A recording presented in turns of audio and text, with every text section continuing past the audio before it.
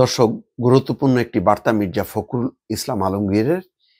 তিনি বলছেন, কোন রাজনৈতিক দল নির্বাচন পেছাতে চায়। বিএনপি অন্তর্বর্তী সরকারকে সহযোগিতা করতে চায় নির্বাচনের ব্যাপারে।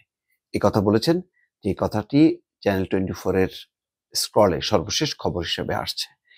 দর্শক, বুঝতেই পারছেন যে যারা মনে করছে যে তাদের দল এখনো তৈরি না, কেউ মনে করছেন যে নির্বাচনে জয়লাভ শতভাগ নিশ্চিত না, তারা হয়তো আরো সময় নিচ্ছেন। মনে করছেন যে আরো যত সময় যাবে ততই তাদের শক্তিটা বাড়বে, সেই কারণে সময় নিতে চায়।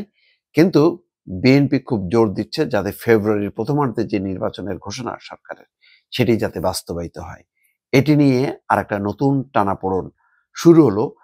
ডক্টর মোহাম্মদ ইউনূসের সঙ্গে ৩টা রাজনৈতিক দলের যে বৈঠক, তাতে পরস্পর বিরোধী বক্তব্যের মধ্য দিয়ে কিন্তু আবার সেই নির্বাচনটা কি ঠিক সময়ে হবে কি হবে না, তেমন একটি শঙ্কা যখন তৈরি হলো, তখন মির্জা ফখরুল ইসলাম আলমগীর সরাসরি বলছেন যে কোন রাজনৈতিক দল নির্বাচন পেছাতে চায়।